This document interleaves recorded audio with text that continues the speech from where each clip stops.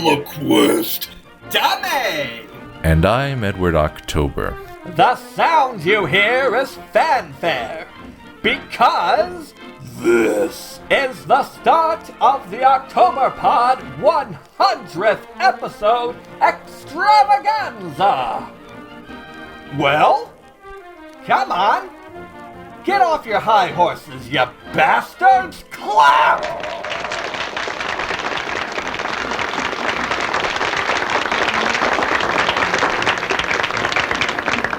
Thank you, one and all, for coming to the 100th episode of Octoberpod AM. Hey everybody, it's JT and Mike from Brew Crime Podcast and Ghost Bites, and we want to wish a happy 100th episode to Octoberpod. I mean, Mike, can you believe it? Edward October has hit the century mark. It's huge. I know you wanted to do something special, so you binged the entire catalog this week, right? I did. Every single episode, back to back. Wow. That is a lot of retro horror. How are you feeling? Honestly, I feel fine, but I think my throat's a little scratchy from cheering. From the dark recesses of the void. Okay, that was terrifying. Sorry. It happens every time I try to say congratulations. The nightmare continues. Okay, we need to get you an exorcist. Happy 100th, Edward. Here's to 100 more. Hey, Eddie, are you sure you didn't get mixed up with your counting? Well, of course I'm sure. Why? Well, I didn't want to say nothing, but if you count all the false starts, this has got to be episode 110 or something. No. I'm not counting all the false starts. Yes, sir, this is the one true 100th episode of Octoberpod AM. Yeah, but what about all the content you dropped on Octoberpod home video back when the show was only on YouTube? Quiet, you. Let's just get you back in your box. There, that's better. As I was trying to say, we've got a very special show to celebrate our 100th. It's a different kind of show, but I think you're going to like it. Rollo will be back during the intermission to conduct an exclusive interview with yours truly. Yes, it's everything you wanted to know about Edward October, but we're afraid to ask. But for now, since the number of the day is 100, I thought it'd be a gas to share with you my favorite horror films from the last 100 years. That is, from 1926 to 2026, spotlighting one film per decade. I'd say pontificate to you was a better description. Shut it. Let's get started, shall we? The 1920s.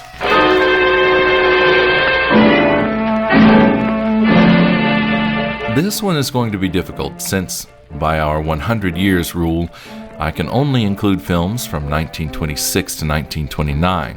And so, German expressionist masterpieces like 1922's Nosferatu and Der Golem are right out. Compound that with the fact that most of the films from the decade are lost or missing, and the task becomes even more difficult. For example, the first known Dracula film, Dracula's Death, and F.W. Murnau's Jekyll and Hyde picture, Der Jahreskopf, are both lost films. This was a formative decade for cinema in general and horror cinema in particular. Nearly all the tropes from horror films that we recognize today emerged, in some form or another, during this decade. For my 1920s pick, I'm going to choose a film that's mostly lost, starring Lon Chaney Sr.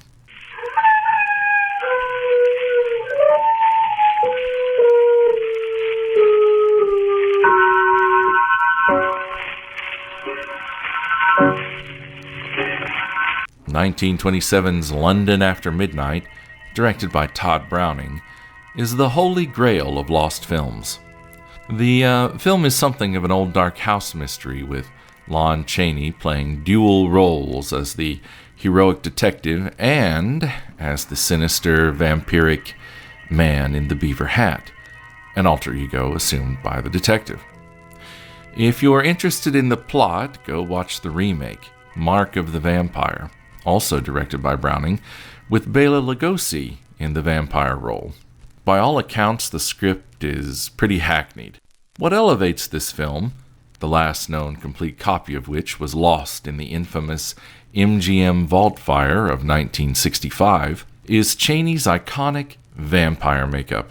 His bug-eyed, needle-toothed man in the beaver hat is an insanely influential piece of creature design, serving as inspiration for contemporary boogeymen like the Babadook and the Grabber from the Black Phone films.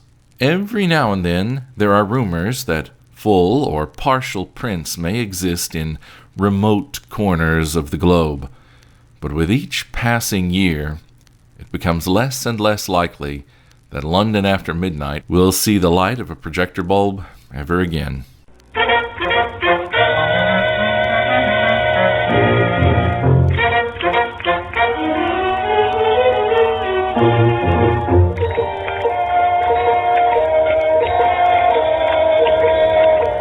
The 1930s, with the advent of talkies, was truly the start to a new age of gods and monsters, with King Kong, Frankenstein, Dracula, and the Mummy leading the vanguard. Boris Karloff, Bela Lugosi, director James Whale, and makeup whiz Jack Pierce were all minted as bona fide horror legends in this decade.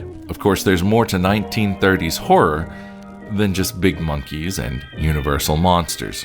To start with, you've got cats like Todd Slaughter in the UK, who were bringing lurid, grand guignol thrills to raving movie audiences with blood and thunder pictures like The Demon Barber of Fleet Street, The Face at the Window, and Crimes at the Dark House. Additionally, back here in the US, Hollywood produced a wealth of pre-code thrillers like Mystery of the Wax Museum, The Most Dangerous Game, and Universal's The Black Cat, which pushed the boundaries of on-screen violence, sexuality, nudity, drug use, and occult or satanic themes. The code I'm referring to, incidentally, was the Hays Code, a system of self-censorship that Hollywood imposed upon itself from 1934 to 1968. My 1930s pick is a Universal picture, but not the one you'd expect. Dracula's Daughter. Stand by the fire for a moment. You mustn't catch cold.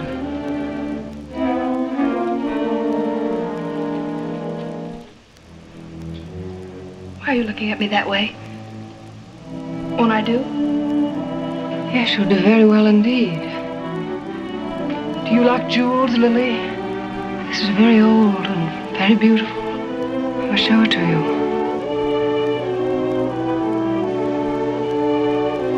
I don't think I'll pose tonight.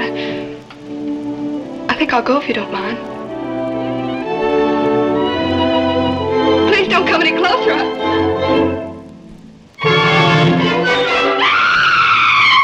Rather than asking Bela Lugosi to return for a sequel, they'd have to pay him. Universal went a different route and continued the Dracula series by focusing on the Count's tortured female heir, Countess Maria Zaleska. This is, unironically, my favorite Universal monster picture. I watch it every Halloween. Gloria Holden shines as Countess Zaleska, a creature wholly different from Bela Lugosi's Dracula, and yet very plausibly a member of the same family. She brings a real sense of pathos to the character, while still being a hypnotic menace.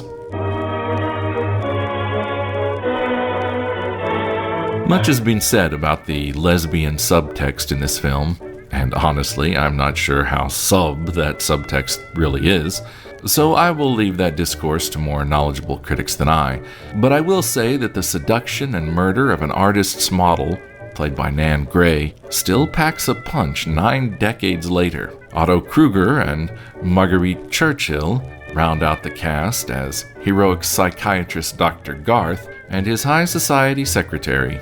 Many people find these characters off-putting, and the He-Man woman-hater hero versus female antagonist shtick is overstated. But I like them. They have a playful, His Girl Friday type of rapport.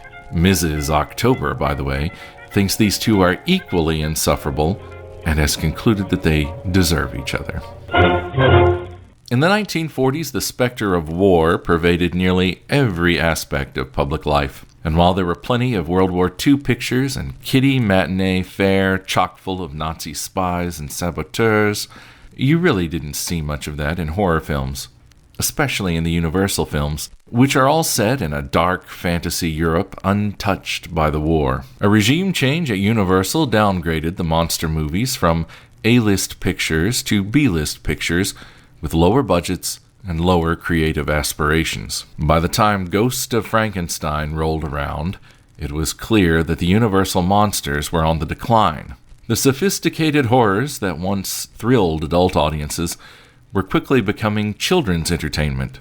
In response to Universal's success in the horror business, competing studio RKO set up their own low-budget horror unit headed by producer Val Lewton.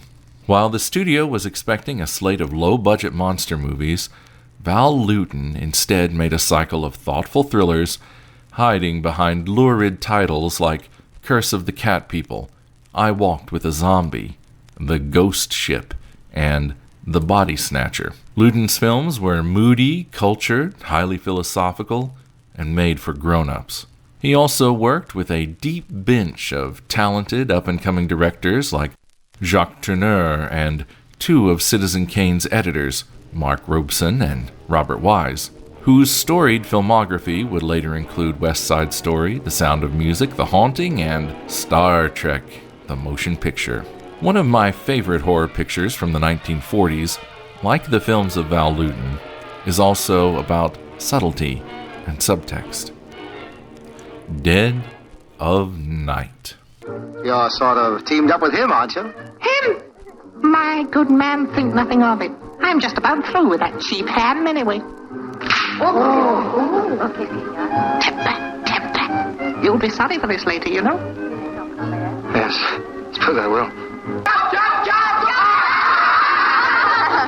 Let's play another game. Yes, hide and seek. Who's to hide? I'll hide. Yes, Mr. Crane, hide. Mr. Crane, hide. Mr. Crane, hide. Well, Produced in 1945 by Britain's Eagle Lion Films, Dead of Night is, I think, the first English-language horror anthology. And for my hard-earned dollar, it's still the best. It includes tales adapted from the works of E.F. Benson and H.G. Wells, and features one of the creepiest ventriloquist dummies in cinema history. I see this picture as being structured like a poem. Let me explain with a lengthy aside. There's an archaic French fixed-verse type of poem called a sestina. Sestinas are made up of 6 stanzas which are 6 lines long. Each line of each stanza ends with one of 6 repeated words. The words each carry special thematic power, and each stanza repeats these words in a different order. The movement of the power words, as I like to think of them, throughout the poem resembles the movement of dancers in a folk dance, and each time one of these words is repeated, it re-emphasizes and recontextualizes its thematic resonance. After the 6th stanza, there's a 3-line stanza called the envoy, which uses 2 power words on each line. When done well, sestinas have a hypnotic, frenzied, and obsessive power. Now, Dead of Night is not a poem, but it's constantly touching upon a set of themes: the power of the mind versus the supernatural, love triangles, fate and predestination, that get repeated and recontextualized like the repeated words of a sestina. The climax of Dead of Night ties together all of the stories previously told, including the frame narrative, in a surreal nightmare that mimics the frenzied power of a good sestina's envoy. I recommended this picture before, and I'll always evangelize for it. See it however you can, but I'd recommend the disc from Kino Lorber. Hi, Edward. It's Jen. Cam here from our True Crime Podcast. So I heard the news. 100 episodes of Octoberpod AM.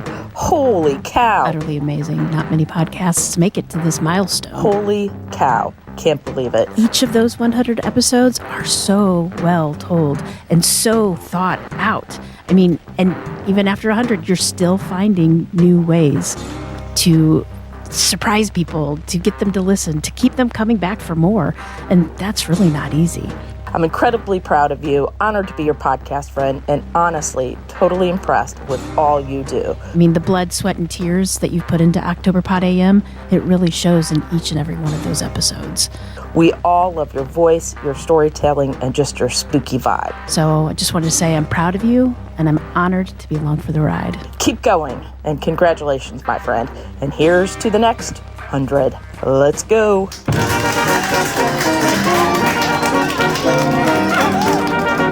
The 50s are often seen as a dark age for horror cinema.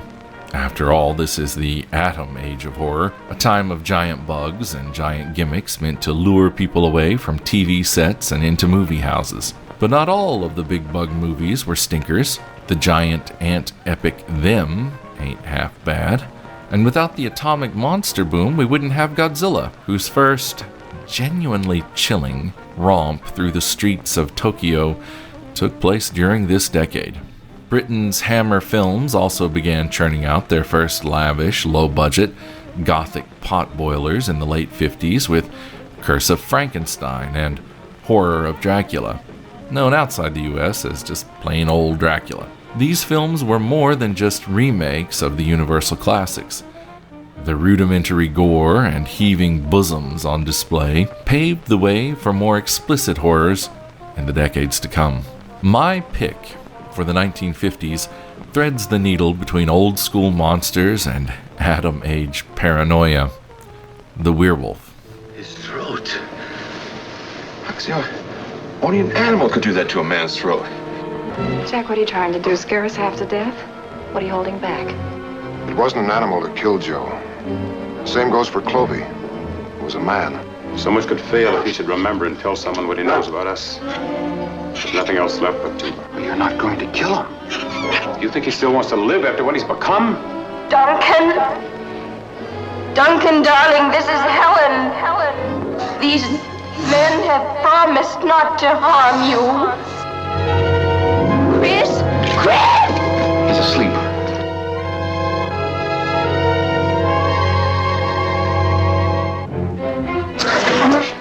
Throw some torches up there. This creature feature from producer Katzman, who specialized in genre film and cliffhanger serials, may, at first glance, remind you of a black and white Universal opus. But it's set in a present-day California mountain town, and nearly all the characters are working class. It's a werewolf story, but this time there's no gypsy curse, no full moon transformations, no magical silver bullets. This time, the monster is created by mad scientists bent on creating a race of atomic supermen. The setup sounds pretty hokey, and I guess it is, but it's played dead serious. Stephen Rich, as family man turned werewolf Gordon Marsh, like all great werewolf actors, invests his character with great sympathy, making his story all the more tragic. Don McGowan, playing a local sheriff so beefy he probably uses A1 steak sauce as aftershave, and TV and radio veteran Ken Christie as the town doctor, round out the cast. Much of what appeals to me about this picture is the snowy mountain settings. It was filmed in and around Big Bear Lake, and also the rugged, mid-century outdoorsman fashions. In addition to some breathtaking scenery, the werewolf also boasts startlingly modern shot compositions, utilizing sharp foreground close-ups. Is it the best horror picture of the 1950s? Hardly. But it's a lot of fun, and it'll give you a pretty good sense of the state of the genre at that time.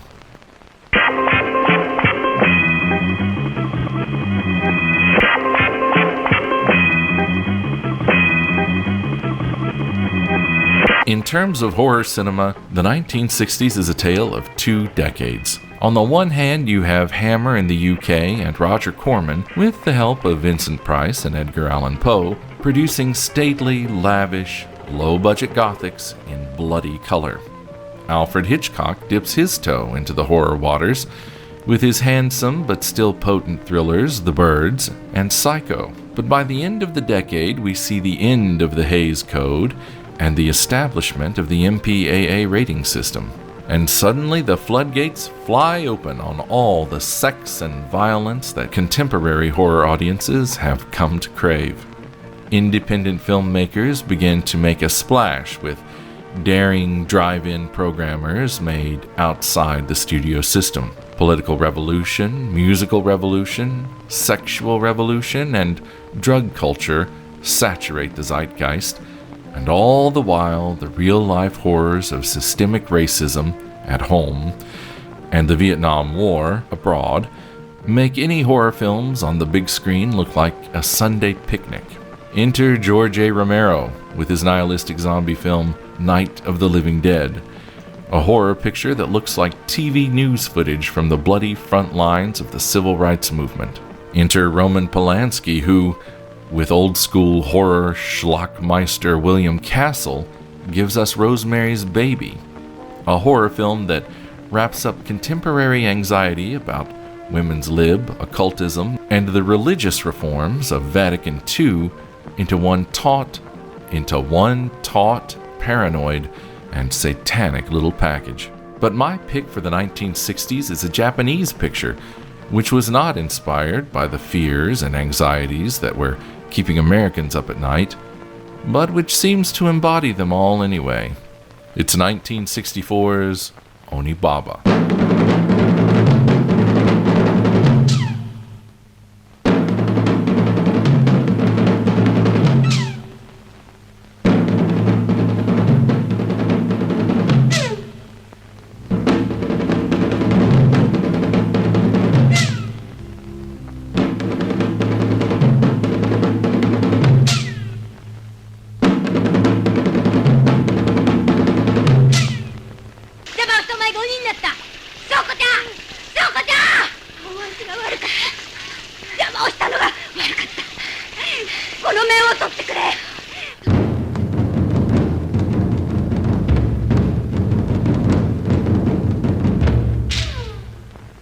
When speaking of his troubled epic, Apocalypse Now, director Francis Ford Coppola famously intoned that his film was not nearly about Vietnam, it was Vietnam. Similarly, I'd argue that Onibaba isn't about the 1960s, it is the 1960s.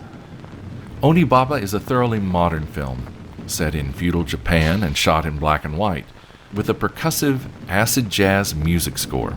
It tells the tale of two women, a mother and the wife of her presumed killed-in-action son, surviving on their own while civil war rages all around them. The women live in the wetlands among the reeds and tall grasses and lure lost soldiers to their death in order to rob them and sell their possessions for rice. Change the setting from rural Japan to the mean streets of post-war Los Angeles, swap out the rice for hard H, and you've got the makings of a crackerjack film noir. But I digress.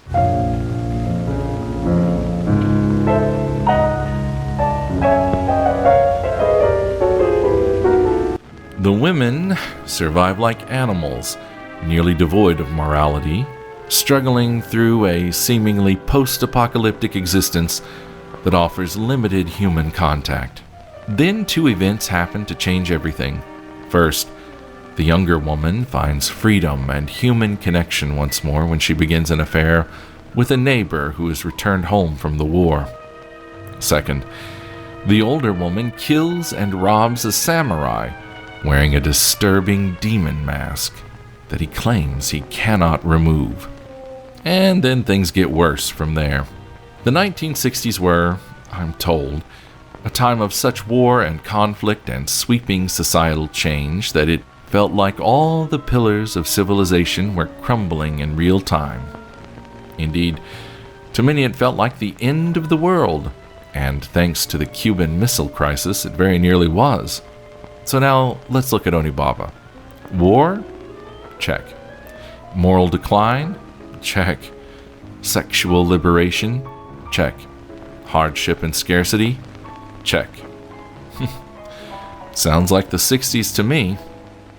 And so we've come to the end of what I'd say constitutes the golden and silver ages of horror cinema. We're now at the doorstep of the Bronze Age, and the perfect place to pause our survey of the last 100 years of horror. I'll be back after the intermission to take you from the 1970s through the early 2020s. But during the intermission, I'll sit down with Rollo, who's hell-bound to find out everything you'd want to know about me, Edward October, but we're afraid to ask. Our 100th episode celebration is just getting started. Keep it right here.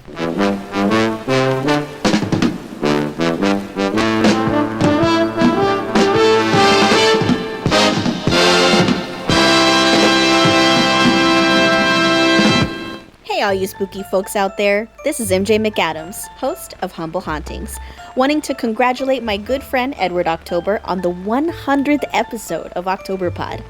I have had the privilege and good fortune to collaborate on this wonderfully spine-chilling show, and I can honestly tell you that it's one of a kind. Octoberpod is a love letter to the retro horror stories we all know and love, and yet its originality and dynamic storytelling set it apart from any other show out there. If you are a lover of horror, no matter what kind, there's a story for you here. So, here's to 100 episodes of Octoberpod, and all the brilliantly frightening episodes yet to come.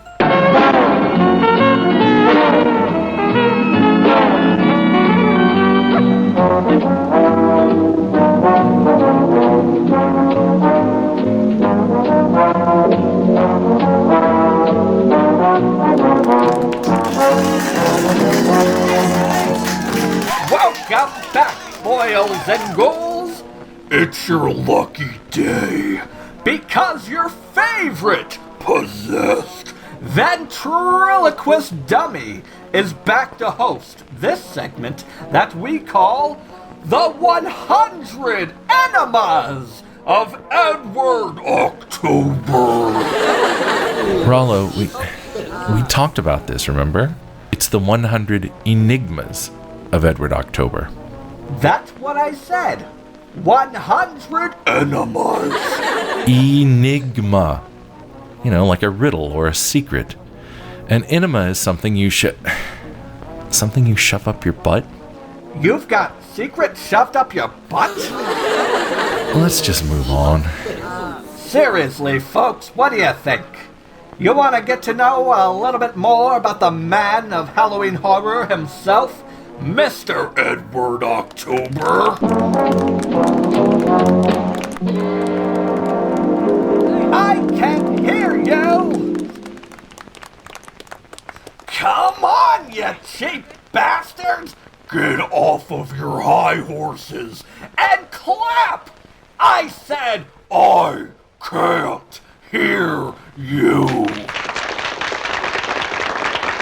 No, really. I can't hear you over this screaming in my head. Ooh. So many demons in here with us. Now, Ed, somebody told me, is this right? It says here that this is your 100th episode, but that can't be right. You've been doing Octoberpod since 2017. Surely you've got mixed up with your bookkeeping. I mean, you expect me to believe that in 9 years, you've only been able to shit out 100 measly episodes? Well, I began Octoberpod in October of 2017 purely as a podcast. The first story I ever did on that iteration of the show was either In God We Trust or Carrie and Kathy. It was hosted on Podbean, and I knew so little about podcasting that I didn't know how to even push my feed out to Apple, Spotify, and other platforms. So I don't think many people heard it unless they listened directly through Podbean. pretty sure that version of the show has now been deleted. Well, then I focused my energy entirely on my YouTube channel, Octoberpod Home Video. And I had some minor success with 10 to 15 minute videos on that platform. Then, around about that time, I began my collaboration with artist Nick Calavera, who illustrated the YouTube version of our Hop Frog adaptation. It was with that episode, Hop Frog on YouTube, that is, that Octoberpod truly became, well, Octoberpod. Sometime later, during the time that we were a part of the Darkcast network, I decided to take another whack at the podcast format. I started Octoberpod AM, or rather Octoberpod After Midnight, as a podcast. And my initial thought was for it to be a companion piece to the YouTube channel. So the podcast sounds like a radio show, Octoberpod AM, and the YouTube channel sounds like, home video, Octoberpod Home Video. I don't think that was a smart decision to differentiate the two. I probably should have just called all of it Octoberpod, but hey, we're too deep in it now to change it. Where the fuck was I? Yeah, so my initial thought was for it to be a companion piece to the YouTube channel. And if you look at the earliest episodes of Octoberpod AM, they're simply compilations of stories that had previously been featured on the YouTube channel. Then I started to run out of old YouTube segments to make podcasts from. So around June of 2024, the YouTube channel and the podcast began running the exact same content. So you're right, Rollo. If you do count up all the false starts, I probably have produced more than 100 Octoberpods.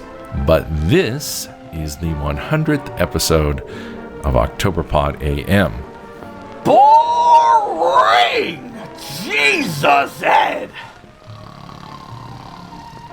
That story put me in a coma. Don't you got something interesting to tell us? Surely you got better enemas than that. Well, I could give you my life story. I was born in a haunted pumpkin patch high up in the Appalachian Mountains. That's why my head is a pumpkin, you see. Well, what do you know? Your head is a pumpkin. Jeez! I never noticed that before. Yes, well, my brother Augustus and I, we were raised by our Mama June from the time we were little seedlings until Aunt Summer, my mother's younger sister, passed away, and we inherited her mansion in Scotland. A haunted mansion, I might add, not far from a lake, with its very own monster swimming in it.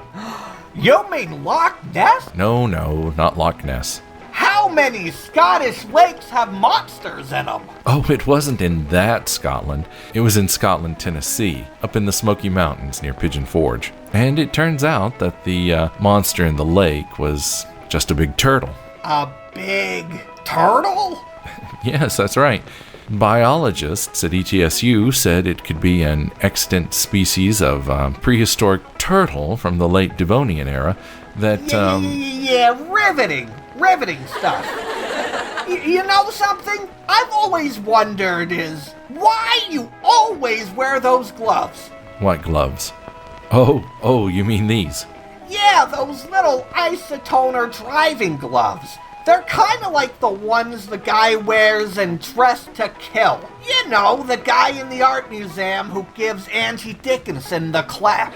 Oh, well, you see, people like me, that is, people in my family, well, we're not entirely corporeal, are we? I mean, we have bodies, of course. That is, well, so I come from a family where we all have one foot in this world and one foot in the spirit world. I have difficulty touching objects from the world of the living. I mean, I can touch any object I want. I can hold this pen, for example, but my touch tends to, it tends to make mechanical and electronic devices malfunction. And so I wear these gloves. It's the same reason why my image doesn't appear in mirrors or photographs. Oh, for f***'s sake! You found a way to tell people that you're half pumpkin man and half spook. And still, you make it sound boring. Podcasts about snails dry humping each other have got to be more exciting than this. You see, I thought you were gonna tell me you wear these gloves because hands were horribly scarred from sword-fighting monsters, or Cossacks, or some shit. You know, something interesting. Well, I did sword fight some Cossacks once. Well, they might not have been actual Cossacks, but they were skeletons dressed as Cossacks. Maybe they were just Tartars. I wasn't hurt, though, in spite of what you see in the pictures. Skeletons aren't strong fighters. No muscle, you see. Besides, their swords were quite dull. Turns out it was all just a big misunderstanding over a coupon. So let me get this straight. You're telling me that you had a sword fight with a bunch of skeletons over a coupon? Yes, well, it was a hell of a deal, though. Buy one, get one. Come on, Ed! Ain't you got something really juicy to share with us? I mean, you've been all over the world. Transylvania, Castle Dracula, Castlevania, the Monroeville Mall, and the Bunnyman Bridge. What's the scariest thing that's ever happened to you? I don't know about scary, but here's maybe the worst thing that's ever happened to me. Years ago, before I started Octoberpod, I was on the editing staff at an occult magazine which never got around to publishing its first issue. Anyway, they paired me up with a researcher named Edith to do a piece on haunted objects. We traveled all over the world but ended up at an open-air market on the outskirts of Montreal. You see, I was on the hunt for a haunted ale tankard, once owned by the witch Anne Lamarck. Anyway, I sent Edith to scout on ahead while I rifled through some old junk on offer by one of the street vendors.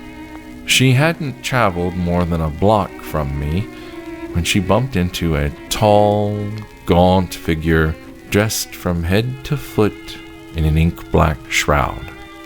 She had encountered Death himself. He recoiled from her, stretched out his arms like the wings of a great bat, and curled his waxy lips like an animal at bay to reveal rows of jagged, chalk-white teeth. She ran back to me as fast as her legs could carry her and told me all that had happened.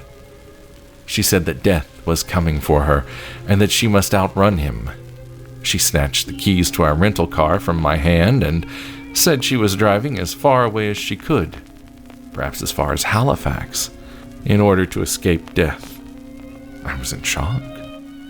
I stood motionless as the throngs of people milled about all around, picking through dusty antiques to find their treasures. By and by, I saw the gaunt figure of Death approaching me. He was as frightful as Edith had described him. When at last I was face to face with him, I asked why he'd threatened Edith. Death said that he had no intention of threatening or even frightening poor Edith. He had recoiled from her out of shock, surprise. Surprised at what? I asked. Well, said Death, I did not expect to see her here in Montreal, because I have an appointment with her tonight in Halifax. And so Death followed her to Halifax and claimed her soul later that night? Oh, certainly not. The market was near one of my favorite restaurants, and I introduced Death to my friend, Chef Maxime, who prepared for us a very upscale Welsh rarebit that we paired with a nice Riesling from South Africa. That particular wine had just a hint of crisp apple in its bouquet that really brought out the richness of the rarebit. You'd be surprised to hear that Death is somewhat uneducated in fine vintages. Anyway, while we ate the small plates Chef Maxime prepared for us, I challenged death to a game of... Let me guess. You played chess with death. No. We played a few hands of Liverpool rummy. If Death won, he could take Edith's soul. And if I won, Death would agree to let her live a few more years. Naturally, I won because Death shit the bed on the last hand. He was holding every wild card in the deck, but he still couldn't make 3 runs without discarding. And he told me he would not come to claim Edith for a couple of decades or more, which was really quite sporting of him. He did tell me when and how he would eventually get her, and I won't divulge that information because she might be listening. But between you and me, Edith should avoid attending any pool parties where clam dip is being served. Clam dip? Wait a minute. You said this is the worst thing that ever happened to you.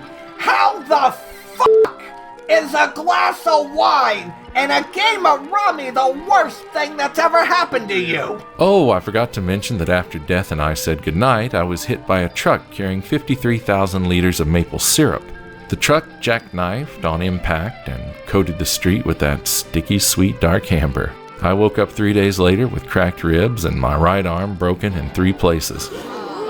My head felt like it had been baked into a pie, and I couldn't remember who I was. After being discharged from the hospital, I wandered the streets of Montreal, calling myself Guy Le Potiron, and performing feats of magic for money. Almost founded my own underground circus, sort of a grotesque alternative to Cirque du Soleil. But that's a story for another time. Good God, why do you leave out all the details when you're telling us about your enemas? Yes, well, that's what makes me such an enigma. Well, folks, there you have it. You just wasted 20 minutes of your life listening to the boring-ass enemas of Edward October. Or should you be called Sober October? Oh, and before we move on, I'd like to give a big shout out to Kevin from the Jury Room podcast, Amber Jordan, and Michael Krychiw for their contributions to this segment. Michael Krychiw? Michael Krychiw? Not that fucking asshole!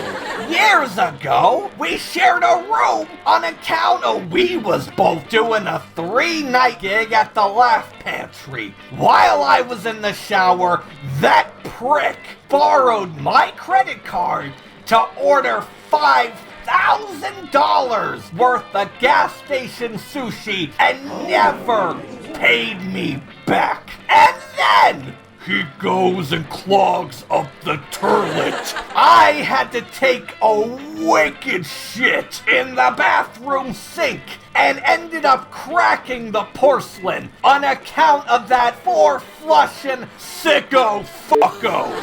Where can you find a gas station that keeps $5,000 worth of sushi in stock?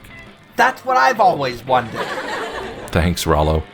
Stick around, folks, because the second half of our look back at 100 years of horror starts now.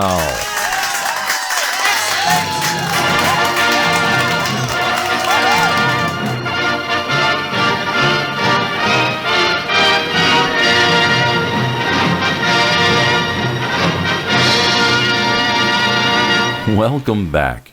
We've already covered what I think of as the golden and silver ages of horror, which, by my reckoning, ended with the release of Night of the Living Dead and Rosemary's Baby.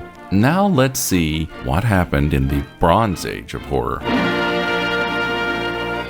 I'm not the first to describe the 70s as the hangover resulting from the mad delirium of the late 60s.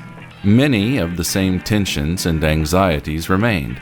The horrors of the Vietnam War continued to plague the minds of writers, artists, and filmmakers like a malignant cancer. Soldiers, the ones who lived, began returning home, but they didn't come home whole. Pieces of them were left behind on foreign battlefields. And the movies, especially horror movies, turned their lenses inward to examine twisted psyches and disintegrating family units.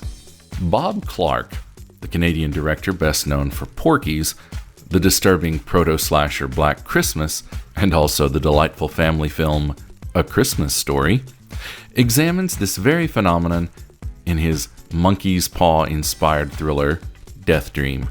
Post-Vietnam disillusionment and the breakdown of traditional families shows up in many of the brutal and nihilistic horror films of the 70s, from The Texas Chainsaw Massacre to The Hills Have Eyes. The 70s, thanks to the cultural phenomenon that was The Exorcist, was also the decade of devil movies. Cinemas and drive-ins were stuffed to their pea soup spewing gills with countless Exorcist ripoffs like Abby, The Tempter, The Devil's Reign, and Beyond the Door, just to name a few. Hell, even pictures that weren't intended as Exorcist clones were recut and or given alternate titles in order to cash in. That's why Mario Bava's haunting Lisa and the Devil was defiled to become House of Exorcism, and how the thoughtful, experimental vampire romance Ganja and Hess became known in some markets as Double Possession. This decade was also a time of decline for classic horror. Audiences were hungry for edgier fare, and films about classic monsters fell out of favor for all but adolescents.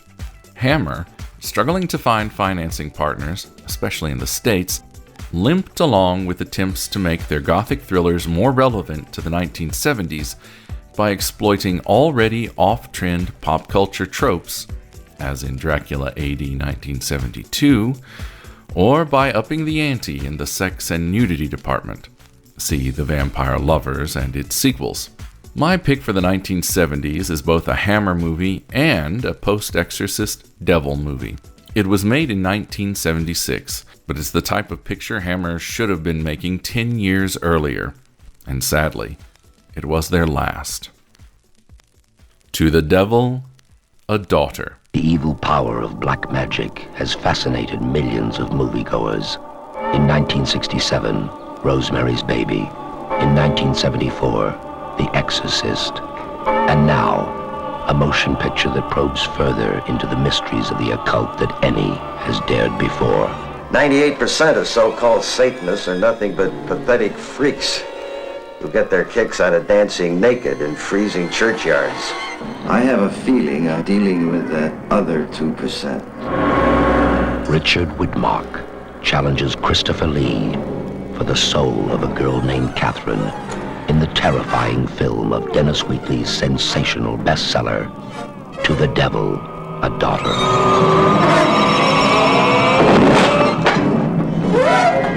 Te adoro et te invoco. They've got Catherine, and we've got to get her back before it's too late. When this ceremony has been performed, I shall destroy you, John Burney. The demons hate you, Raynor. They're waiting for you. Catherine. You are warned. The full shock, the full satanic horror is yet to be revealed. It's a me! Don't! On paper, this should have been the picture to turn the tide for Hammer.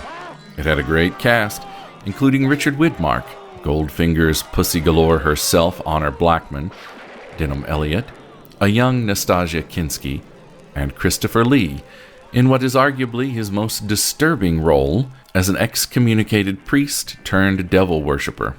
It was shot on location in and around London and, thanks to German co-financing, Lake Chiemsee in Bavaria. It was loosely based upon a novel by Dennis Wheatley, whose The Devil Rides Out had been previously adapted by Hammer to great critical acclaim. It was subversive and gritty, and for the first time since the late 1950s, Hammer had hit upon the bleeding edge of the horror genre. On paper, it was a sure thing.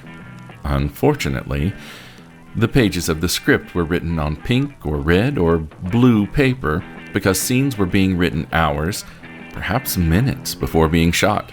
As a result, the picture makes little narrative sense and ends anticlimactically with 1. Christopher Lee's character, who'd been built up as a master of the occult, is dispatched when someone throws a rock at him, and 2. with Kinski's character giving birth in reverse, to a demon baby that looks like a rubber hand puppet, because it is a rubber hand puppet. The problems didn't end there. American character actor Richard Widmark, cast against type as a scholarly expert on the occult, and working solely for the money, as he felt the material was beneath him, was difficult to work with, and by all accounts from the British cast and crew, was a right bastard the whole time. Additionally, Christopher Lee's longtime stunt double, Eddie Powell, suffered burn injuries in the performance of a stunt. With all of this being said, To the Devil a Daughter is worth checking out. The picture has a slick, big-budget sheen to it. Lee is in top form and genuinely menacing. Many of the set pieces are shocking and disturbing, and the atonal music score by Paul Glass is genuinely haunting. This picture is significant because it marked the death of Hammer and is, in my mind, one of the mile markers at the end of the road for the classic horror era. It's a shame, too, because it's a unique glimpse into what Hammer could have produced in the late 70s and beyond, if only they'd managed to evolve with the changing times, rather than clinging to the old formula.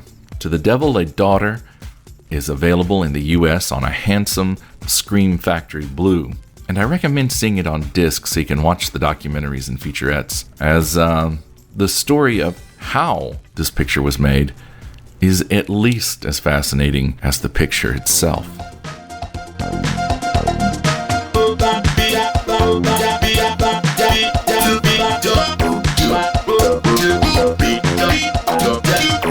Culturally speaking, the 80s was a decade of excess, a decade when Americans collectively turned a blind eye to their problems and focused on having a good time. During the 80s, greed was good and consumerism was king. But horror films never turn a blind eye to society's ills.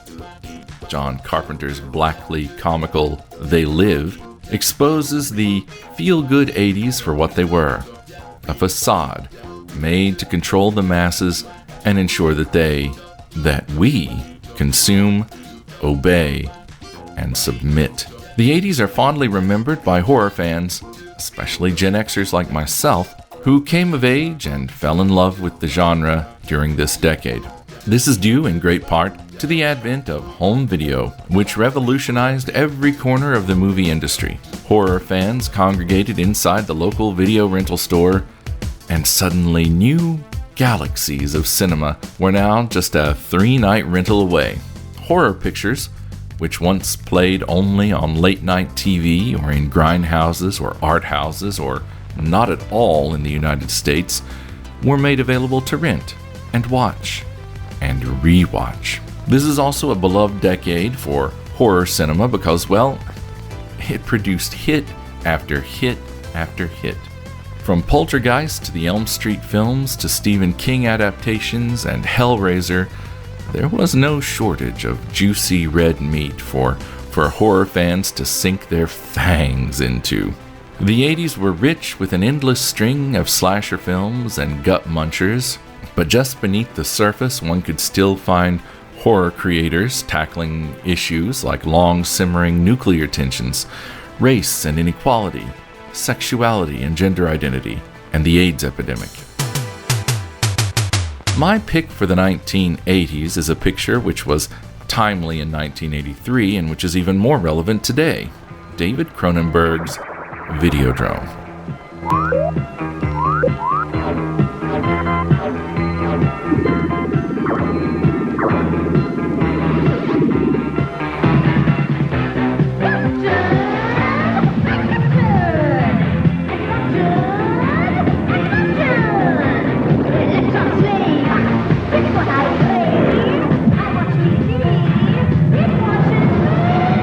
Videodrome is a bioelectronic addiction. Videodrome is the ultimate addiction. Videodrome will shatter your reality. Television can change your mind. Videodrome will change your body. Experience Videodrome. Videodrome. Coming to a theater near you. Videodrome. From Universal Pictures. The story of Videodrome concerns a sleazy TV exec whose life descends into psychosexual surreality and murder after he watches a pirate broadcast of an underground torture snuff program called Videodrome. Did the strange broadcast expand his consciousness? Are the body horrors he sees and experiences real? Or is it all a hallucination? A byproduct of being programmed by Videodrome to become a political assassin. In the 80s, Videodrome served as a commentary on the effects that watching violence and sadism has on the psyche, and about the media's ability to manipulate the masses. Today, in the age of social media rage-baiting, Pizzagate, QAnon, AI, and deep fakes, this picture is more urgently relevant than ever. Videodrome is pretty easy to find, but Criterion recently released it on 4K, though I hear that the Arrow video release is a cracking good disc as well. Hey everybody, my name is Tara, and on behalf of the Three Spooked Girls and Social Séance Society podcasts, we wanted to wish Edward October and the full Octoberpod team a happy 100 episodes. This is such an amazing milestone. We are so proud of you guys and so happy to call you our friend, Ed. Congratulations, this is huge. Cheers to 100 more.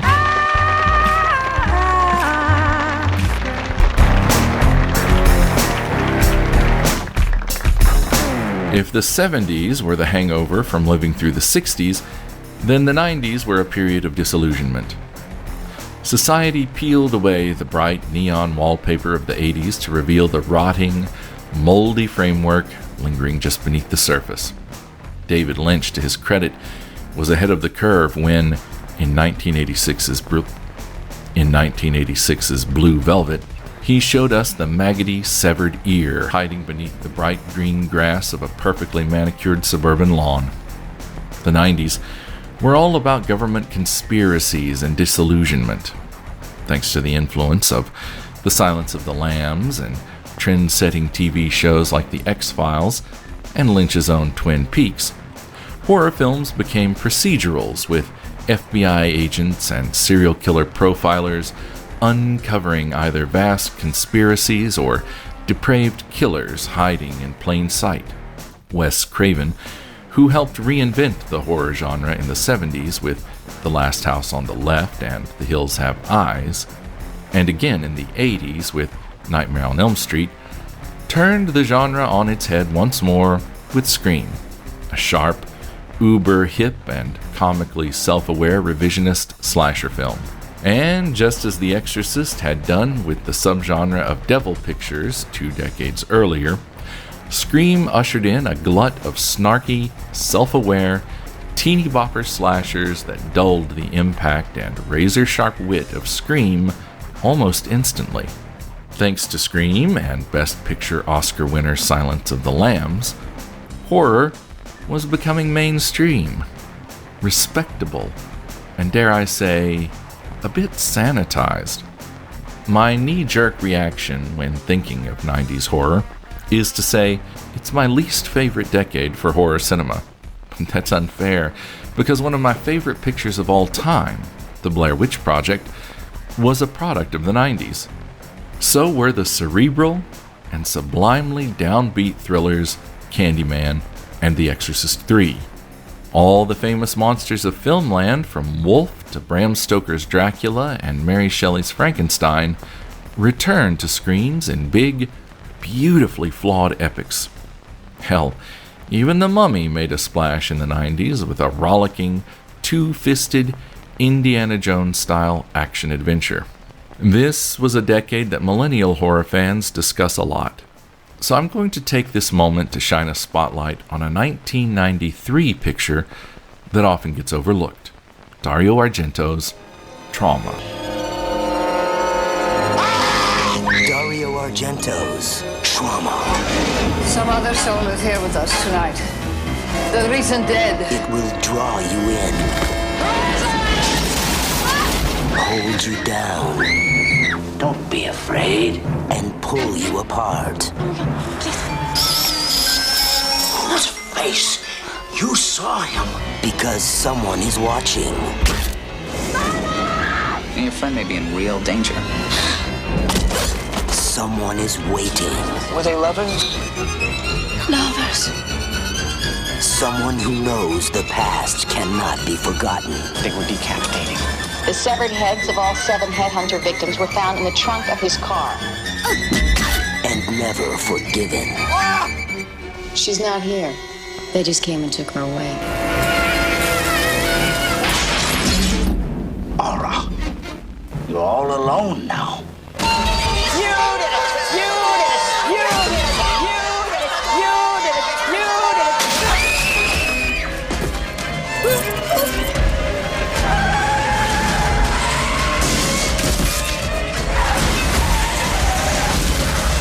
Christopher Rydell, Asia Argento, Frederick Forrest, James Russo, and Piper Laurie. In Dario Argento's maddening thriller, Trauma. Let me tell you, it was hard being an Argento fan in the early to mid-90s. I found Suspiria at my local video store. I recognized the names Dario and Claudio Argento from many repeat viewings of Dawn of the Dead, popped that joker into the VCR, and from the moments I heard those intense goblin drum riffs over the opening credits, my life was forever changed. At that moment I became a fiend, eager for my next fix. The only problem was that, aside from Suspiria, Creepers, which was the American edit of Phenomena, and Demons, which Argento only produced, I couldn't get my clammy hands on any of Il Maestro's films. And as for uncut editions, forget it. That's why I was so excited when I discovered Trauma. This was Argento's first, and really only, attempt to make an American feature film. Trauma was shot on location in and around Minneapolis. The screenplay, a giallo-style thriller involving a troubled anorexic teenager, a TV news producer, and a serial killer called the Headhunter, was co-written by American horror novelist T.E.D. Klein.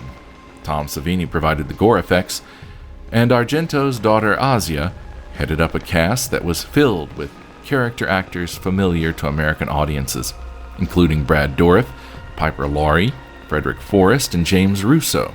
Like To the Devil a Daughter, Trauma has a lot going for it on paper, but doesn't quite stick the landing. For starters, leading man Christopher Rydell is rather bland, but anyone who watched and enjoyed Argento's earlier film Inferno, in spite of a limp-as-a-dish-rag performance from star Lee McCluskey, knows that a bland male lead is not necessarily a deal-breaker. Speaking of bland, the anonymous earth tone locations of Minneapolis don't help matters, especially when audiences are expecting the garish, technicolor, Art Nouveau environments of Suspiria, or the icily modern homes and piazzas of Tenebre's version of Rome. One critic, I'm pretty sure it was Maitland McDonough in her book Broken Mirrors, Broken Minds, The Dark Dreams of Dario Argento, but don't quote me on that, noted that Minneapolis was a city with no past and no future, and it certainly shows. Finally, the score was written by Brian De Palma regular Pino Donaggio. Now, Donaggio is a great composer, with a tendency towards lushly romantic and sensual compositions that act as counterpoints to the horrific images splattered on the screen. Go watch Nicholas Roeg's Don't Look Now, or De Palma's Carrie and Dressed to Kill, to see what I mean. But with Trauma, Donaggio's score seems out of place, much like Argento's Baroque sensibilities, and contributes to the picture's inconsistent tone. The sensuality and romanticism one would expect from a Donaggio score is mostly absent, or watered down, and replaced with some really galumphing shock suspense cues. In spite of all of these flaws, I still contend that Trauma has a lot going for it, and that many of the things one would expect from one of Argento's Jolly are present. I mean, where else can you see Brad Dourif's still living severed head plummeting toward oblivion at the bottom of an elevator shaft? Hell, If the story had been set and shot somewhere in Europe instead of Middle America, and scored by Ennio Morricone or Goblin or Claudio Simonetti, we'd be speaking of trauma in the same breath as Argento's earlier giallo masterpieces, Deep Red and Tenebrae. Go see Trauma however you can. It was streaming on Shudder not long ago, and there's a new Vinegar Syndrome 4K I'm thinking of picking up, because it's long overdue for a critical reappraisal.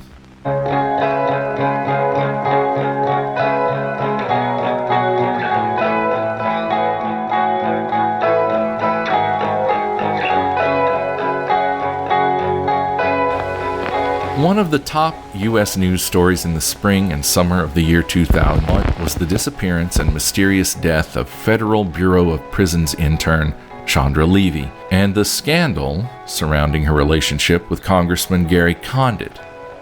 Then, one vibrantly blue-skied day in September, 2 planes slammed into the World Trade Center, another crashed into the Pentagon, and a 4th crashed down in Pennsylvania. Every news story that had come before this day now seemed trivial. These acts of terror reshaped the world, for a time at least, in their image. And the United States entered a seemingly endless war on terror in the Middle East. Famously, Danny Boyle's politically conscious revisionist zombie film 28 Days Later was being filmed on cheap digital cameras while the 9/11 terror attacks were taking place. The film's depiction of a post-apocalyptic London, its streets littered with carnage and debris, did not look at all that dissimilar to Manhattan after the fall of the Twin Towers. Scenes of outdoor bulletin boards that had grown hirsute with missing persons flyers for lost and presumed dead loved ones hit close to home. 9/11 was the first great tragedy of the internet age, the first great tragedy seen through the lenses of the cell phone cameras in every New Yorker's pocket. Is it any wonder then that found footage horror films like Paranormal Activity, Cloverfield, Wreck, and its American remake Quarantine began to surface during the first decade of the 21st century? It's also little wonder that as the 24-hour news cycle became increasingly filled with the atrocities of Abu Ghraib, waterboarding, and the widely circulated online beheadings of American citizens, that horror films like Saw and Hostel became increasingly concerned with torture and abuse. The 2000s were a dark period in our shared history, and horror cinema held up a mirror to that darkness. Apart from the march of history, Hollywood became obsessed with rebooting and remaking popular horror franchises, with varying levels of success, from the exhilarating highs of Zack Snyder's Dawn of the Dead to the depressing lows of 2005's The Fog. Enter the Right Honorable Mr. Robert Zombie, who, after proving his horror filmmaking bona fides with The House of a Thousand Corpses and The Devil's Rejects, was tasked with rebooting the thoroughly beaten and abused dead horse that was the Halloween franchise. Zombie's Halloween was marginally successful, if a bit divisive. The first half of the picture is Michael Myers' origin story. The second half is a fairly by-the-numbers retelling of John Carpenter's classic. Divisive as it was, audiences agreed that it was an uneven, neither fish nor fowl affair that functioned best when it deviated from the source material. Zombie's pre-boot of Halloween is not my pick for this decade, but its sequel is Halloween 2. You've witnessed the birth of evil. Are you a giant? Now, the secret behind his madness will finally be revealed.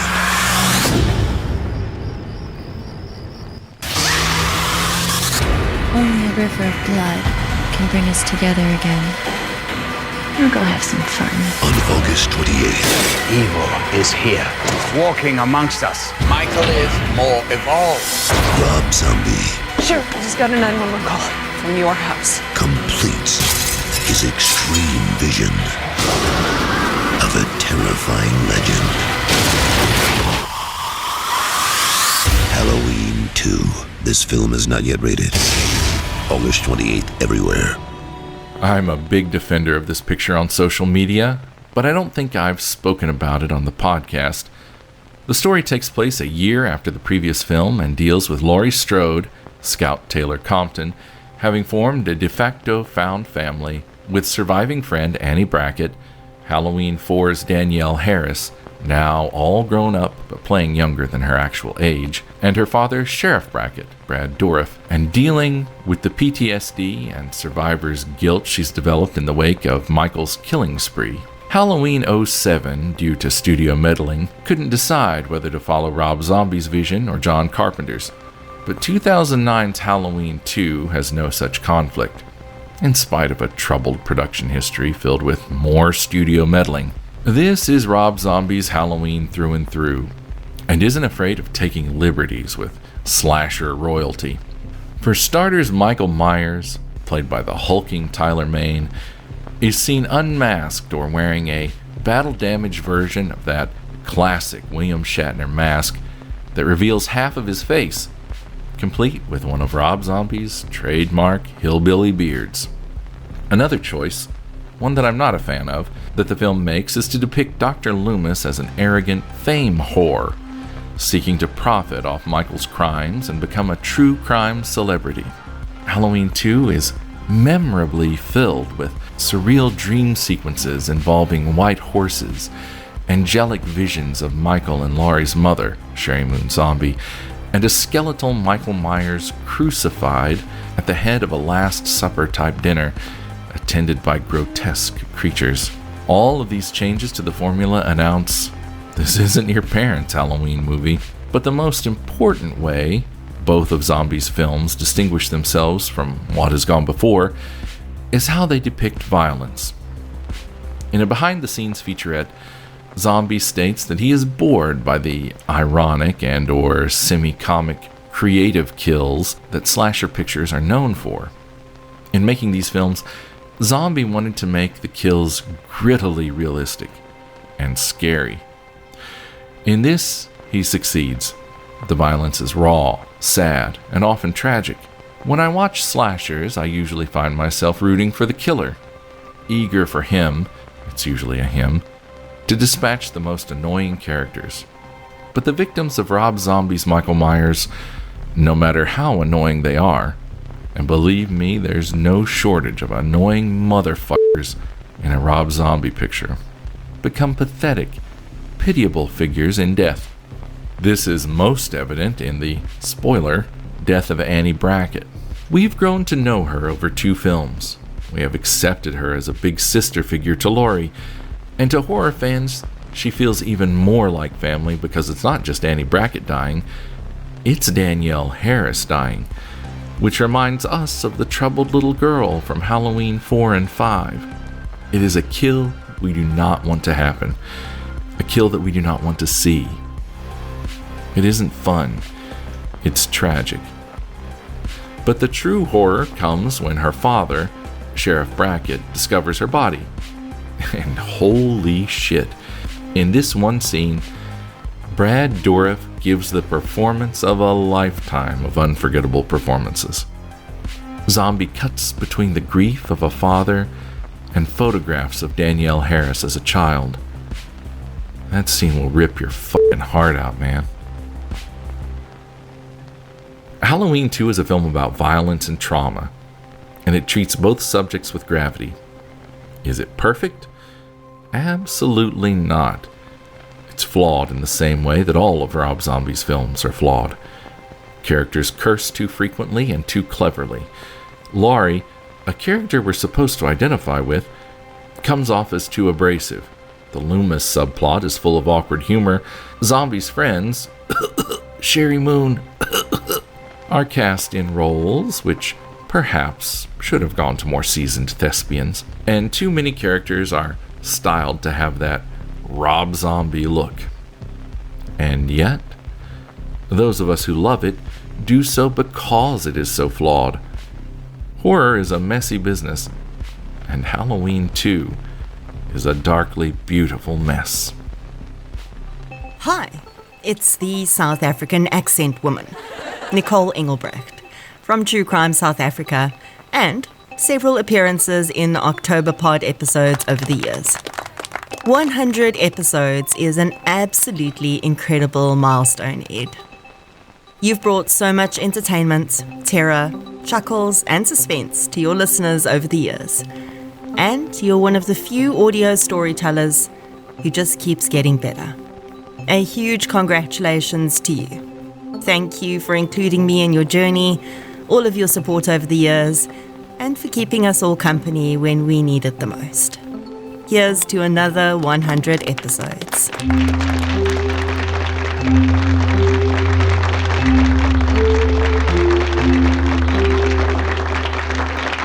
As we enter the 2010s, the benefit of hindsight begins to fail me. I need a little more distance from this period to really see how the major historical events of the decade affected the evolution of the horrors depicted on the big screen. Surely the paradigm-shattering dumpster fire that was the, God help us, first Trump administration made its mark on horror, but it's still too fresh to see what that was. At the end of this decade, the global COVID pandemic spread its black caul over the face of the world, and everything changed.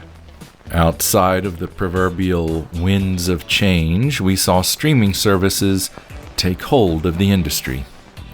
All of the hot new horror films, from indie pictures to foreign films and made-for-streaming series and features, were available at our fingertips, courtesy of Netflix, Amazon Prime, and others. It was the greatest shift in the industry since the advent of VHS and, ironically, dealt a mortal blow to cinemas and physical media, the repercussions of which we're still witnessing more than a decade later. This is the dawn of A24 and the elevated horror film, a buzzword that I still loathe because it gives people who don't like horror movies permission to like a movie, so long as it's arty and pretentious, while still looking down their noses at all the other lowly films within the genre. That's not to say that horror films deemed to be elevated are not worthwhile.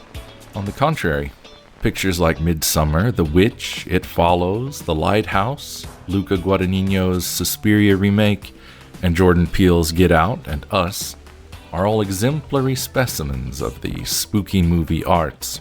On the lower end of the spectrum, the 2010s offered crowd-pleasing chillers from Blumhouse, like the Paranormal Activity sequels, as well as James Wan's The Conjuring universe, based very loosely upon the quote, true, end quote, exploits of acclaimed ghost hunters and alleged charlatans Ed and Lorraine Warren. I could pick any one of these pictures to spotlight as a representative for this decade.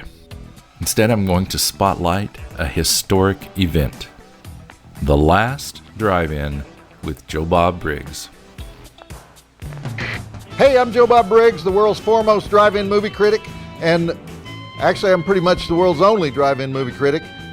We had another one back in 1994, but he was killed one night when his wife was cleaning his shotgun. And I have picked 24 hours of the greatest horror movies of all time, and we're having a dusk to dawn to dusk to almost dawn again marathon called The Last Drive-In, because this is the last time I'm doing it.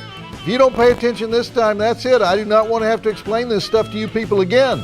We'll be featuring the drive-in totals on every movie, all the inside stories I always tell, which will require frequent commercial interruptions, even though we don't even have commercials. We just have me being annoying in the middle of the movie, explaining the history of drive-in cinema. We'll have a couple surprise guests and at least 12 movies. Maybe 13, because, you know, it's Shudder. They don't really give a flip whether it's 23 and a half hours or 26 hours, so we might just cheat a little bit, because this thing is on the Shudder live feed. You can't be lazy and just download it anytime you decide to. You got to show up. The Last Drive-In 24-hour Joe Bob Briggs marathon of horror, only on Shudder. If you miss this, you're going to always regret it.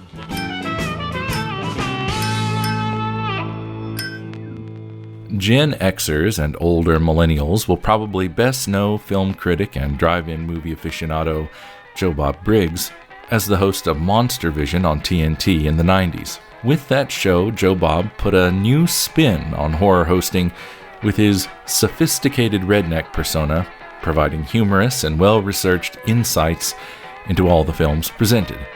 In the summer of 2018, Joe Bob, with new sidekick Diana Darcy the Mail Girl Prince, hosted The Last Drive-In on Shudder, a horror-focused boutique imprint of the AMC Plus streaming service. The Last Drive-In was a 24-hour, 13-film horror movie marathon presented as a live stream and was intended to be Joe Bob's last horror hosting gig and his farewell. I must confess that until researching this piece, I, like a 12-year-old Hulkamaniac who insists that professional wrestling is 100% real, assumed that Joe Bob and company sat up for 24 hours to host this event, rather than just pre-taping all the hosted segments. The films presented were some of Joe Bob's favorites, and included Tourist Trap, Sleepaway Camp, The Legend of Boggy Creek, Hellraiser, and Pieces, among many others. There are heartfelt moments of true poignancy, such as when Joe Bob becomes emotional while paying tribute to the late pioneer of horror hosting, John Zachary.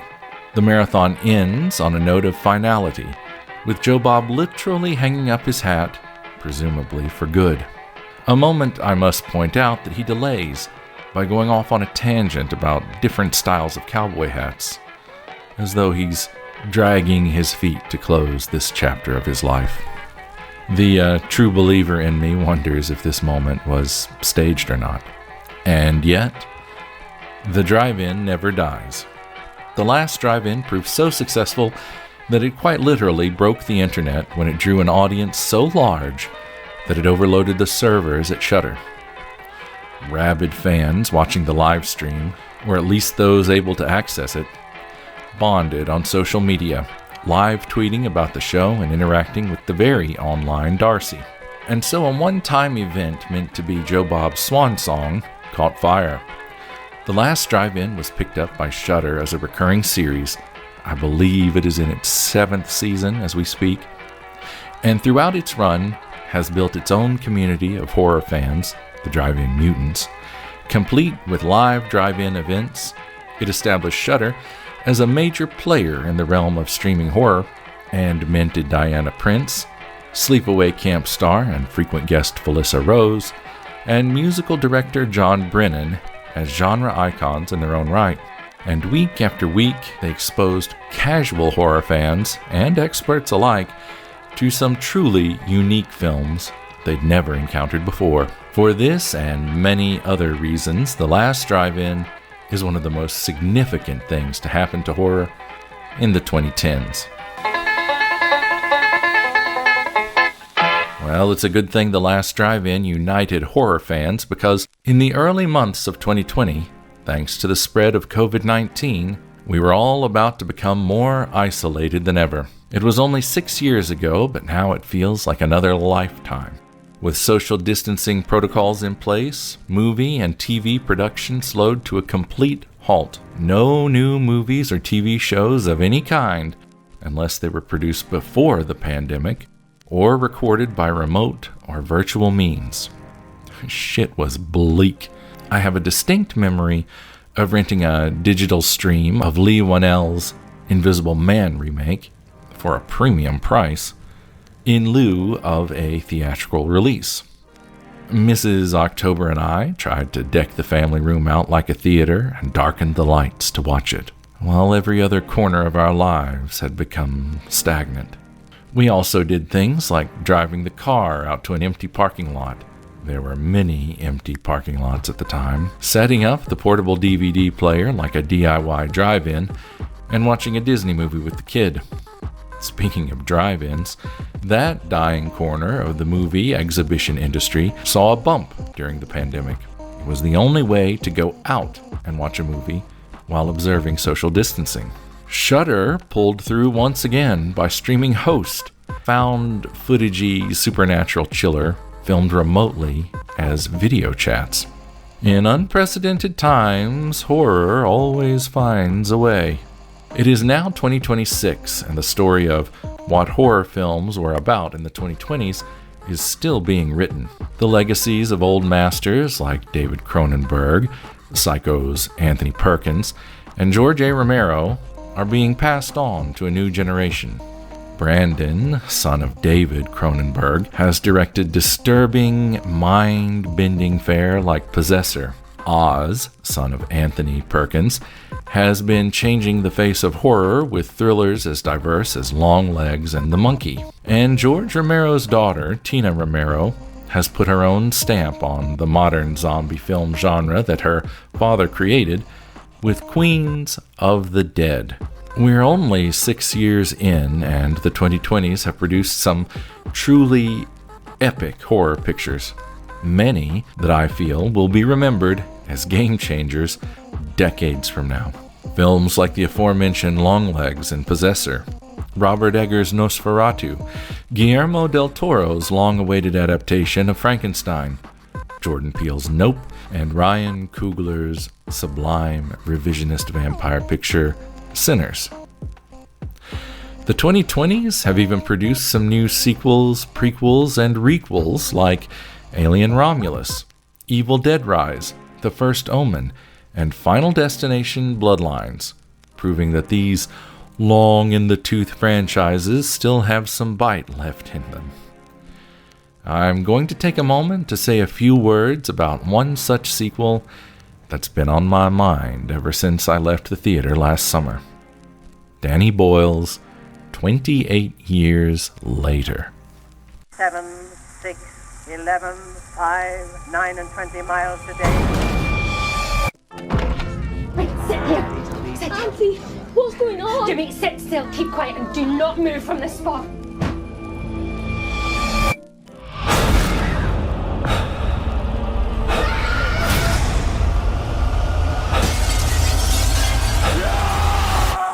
Seven, 6, 11, 5, 9, and 20 miles today. 4, 11, 17, 32 the day before. Boot, boot, boot, boot, moving up and down again. There's no discharge in the war. Don't look at what's in front of you. Boot, boot, boot, boot, moving up and down again. Men go mad with watching them. There's no discharge in the war. If your eyes drop, they will get the top of you. Boot, boot, boot, boot, moving up and down again. There's no discharge in the war.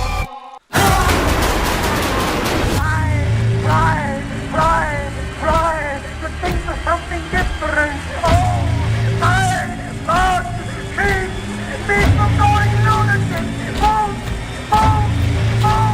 Boom, moving up and down again. There's no discharge in the war. 7, 6, 11, 5, 4, 17, 32 the day before. This picture is so recent that it would be a shame to spoil it for anyone, so I'm just going to offer up my somewhat disjointed impressions, which is not altogether inappropriate given the events of the film. Anyone expecting a rollicking romp through a zombie apocalypse in this sequel to 28 Days Later may be sorely disappointed. Instead, Danny Boyle and original screenwriter Alex Garland reunited to deliver a hauntological picture that draws more from folk horror and even epic fantasy than from traditional zombie movies.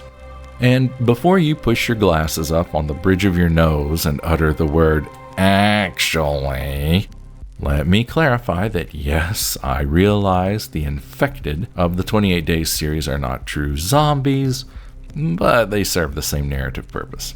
In fact, the infected in 28 Years Later behave even less like zombies than those seen in the two previous films. Here they are depicted more like savage first men, or like the orcs from Lord of the Rings. Indeed, there are many references to Britain's mythic, chivalric past, making the comparison to orcs even more apt. The prominent, almost fetishistic use of Rudyard Kipling's poem Boots on the film's soundtrack also links the tale to 19th and 20th century British imperialism. In the 2.8 decades since the first film, we learn that the rest of the world has moved on from the rage virus outbreak, everywhere but the British Isles, where the living and the infected have formed something of an equilibrium. The story centers on the inhabitants of a fortified island in the Scottish Highlands, cut off from the mainland at high tide by a natural causeway. Now, if you're a horror fan of a certain age, as I am, you'll hear the words Scottish Island and immediately think of 1973's The Wicker Man. And like the villagers of Summerisle, the folk of 28 years later have evolved their own strange rituals and traditions, which include children wearing mummers' masks representing the infected, who, in this community, are boogeymen akin to the goblins, ogres, and orcs of medieval lore. But the most interesting boogeymen of 28 years later are Ralph Fiennes' Dr. Kelson, a character who better embodies the spirit of Richard Matheson's novel I Am Legend than many of its film adaptations have done, and Jack O'Connor's tracksuit-clad cult leader, Sir Jimmy Crystal, who by all accounts was based upon once-beloved British TV personality and loathsome serial rapist Jimmy Savile. For any Americans listening, imagine a celebrity who hosted all your favorite music programs, like Dick Clark or Ryan Seacrest, combined with your favorite late-night talk show host, like Johnny Carson, Jay Leno, or David Letterman, and America's most beloved comedians, like Jerry Seinfeld or Bill Cosby before his own fall from grace, and was a close friend to U.S. presidents and other heads of state. Now imagine that this make-believe, well-beloved, highly respected celebrity turned out to be Jeffrey Epstein, and you'll get a good idea of how the Jimmy Savile scandal affected our friends in the UK. Boy, was that a tangent. Anyway, I have to stop myself before I rattle on about this picture any longer. It's one of those rare films that will chill your spine, put you on the edge of your seat, and make you ugly cry before it's over. Go see it if you haven't already, because a spin-off movie, Nia DaCosta's 28 Years Later, The Bone Temple, is set to be released later this month. It may even be out before you hear this.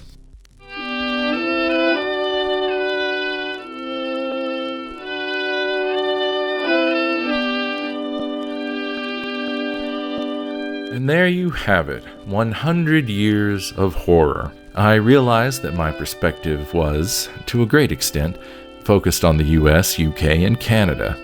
That's just where the bulk of my knowledge lies. There are galaxies of groundbreaking horror films to be found in other parts of the world.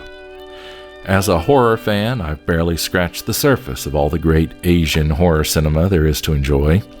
The impact of fascist regimes on the horror genre in Italy, Spain, Germany, and South America, not to mention horror films made from within the Soviet Union, are subjects that I have neither the time nor the expertise to unpack here. My God, I didn't even mention Brazil's Coffin Joe, the luchador monster mashes of Mexico, or some of the innovative horror films currently being made in Africa. These omissions are not meant to diminish the importance of these films. My limitations as a historian and a critic are solely to blame in this regard. I hope that if my ramblings have not been enlightening, that they have at least been entertaining. And if you were neither enlightened nor entertained, well, I can only say thank you for sticking with me until the very end. And thank you all for coming on this journey with me over the last 100 episodes. This has been the most fulfilling creative endeavor of my life. And it is my intention to keep doing this for another 100 episodes and beyond, until the orange pumpkin flesh rots off my fat pumpkin head. And so until next time, stay spooky, mes amis.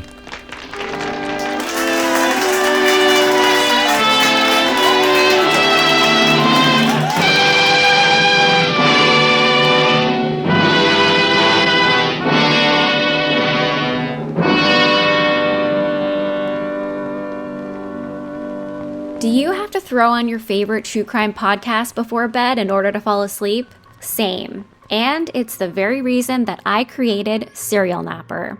My name is Nikki Young, and I'm here to lull you to sleep or perhaps to give you nightmares with some of the craziest true crime stories that you've never heard of. Each episode of Serial Napper features a different true crime story told succinctly the way that it happened. Just the facts, ma'am. My focus is on unsolved crimes that need more attention, cold cases, and wrongful convictions. While true crime shows can sometimes be graphic in nature, I ensure that the story is told in a way that is respectful to the victims and their families. Now, when it's time for bed, you can look forward to 30 minutes of well-researched and detailed case files while you get your beauty sleep.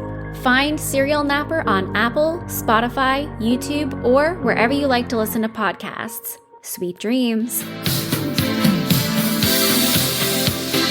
Welcome to the Pop Culture Diary, where we talk trends, gossip, and throwbacks.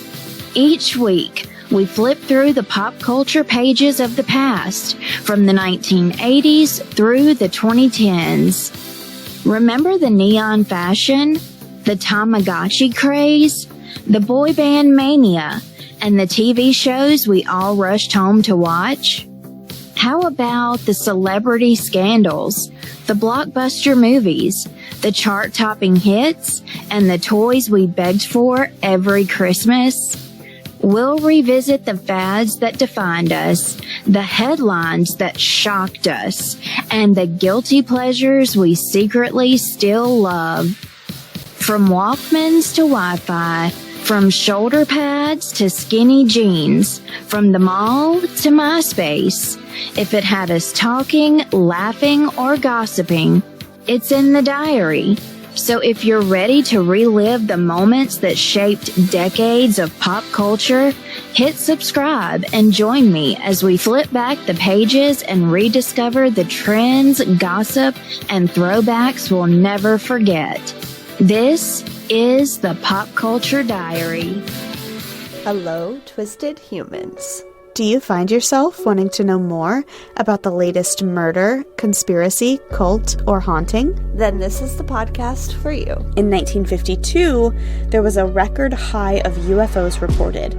1,500 sightings. There has been evidence of human sacrifice, devil worship, and it is haunted by more spirits than can be counted. A family of 2 adults and 2 kids reportedly saw a giant flying thing with glowing red eyes. And meanwhile, the family's nanny that helped Veronica to care for her and Lucian's children was found bludgeoned to death in the basement of their family home. I'm Alicia. And I'm Sierra, and this is Twisted and Uncorked. Analyzing the trends and historical, significance. This one will be difficult, since by our 100 years rule, I can only include films from 1926 to 1929. Oh, well then that excludes Phantom of the Opera. I'm going to record Phantom of the Opera as a bonus, okay? Okay. The 1920s. All right, now originally I was going to include Phantom of the Opera. That's going to be a blooper, I think. So, 1925's The Phantom of the Opera is widely considered to be the first universal horror movie. Actor and monster makeup pioneer Lon Chaney is in fine form as the Phantom, wearing groundbreaking makeup effects that never cease to dazzle the imagination over 100 years later. The film is a lavish, moody, and epic spectacle from start to finish. This one has it all: music, romance, pageantry, a monstrous yet sympathetic villain, mystery, intrigue, and a subterranean lair filled with ponderous booby traps. Yet I say it's mostly found because the version of the film we know today, and which is widely available, either streaming for free or on physical media, is not the intended definitive version. Instead, it's a Frankenstein's monster patched together from pieces of various prints and alternate versions of the film. Cinemassacre's James Rolfe, the angry video game nerd himself, made an excellent video essay detailing all the changes and juxtapositions inflicted on this picture, including reshoots, alternate prints, alternate edits, alternate takes, lost footage, color footage, and even video footage tacked on to home video releases. While The Phantom of the Opera 1925 is not a lost film, it is a film that we may never see in its true, intended form. Fuck me running, da-da-da-da-da, fuck me running, hey, hey. So, cheers to the next 100 years, my friend. Oh, misspelling. I spelled chainsaw as one word instead of two. Naughty, naughty. Limped along with attempts to make their gothic thrillers more relevant to the 1970s by exploiting already off-trend pop culture. That's a doozy. Limped along with... It was shot on location in and around London and, thanks to German co-financing, Lake Chiemsee, and thanks to German co-financing, Lake Chiemsee in Bavaria. Nope. Lake Chiemsee. Chiemsee Lake. Lake Chiemsee in Bavaria. That you're 84 years old? Yes.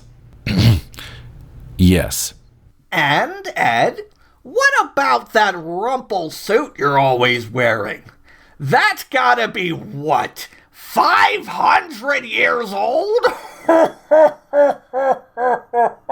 Woof! Am I right, boils and ghouls?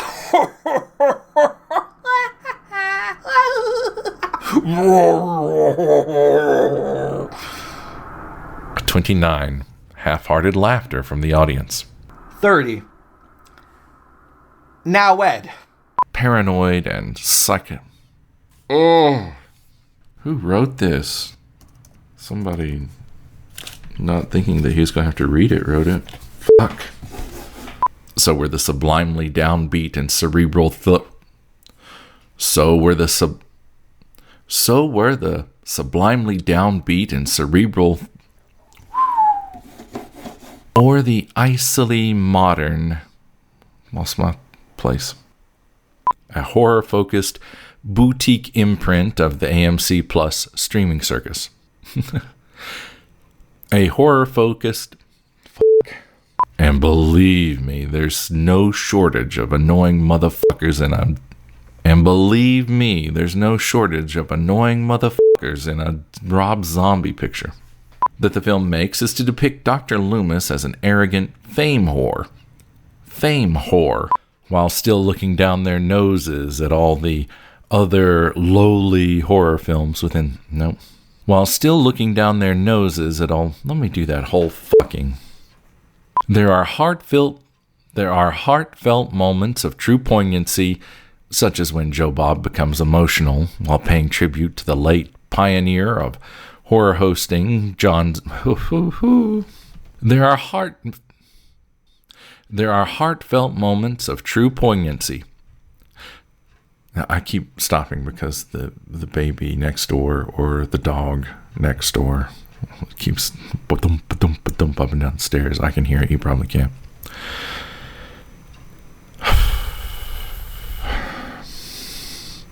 In fact, the reflective. Fuck. This music. Fuck my face. Okay. The impact of fascist regime.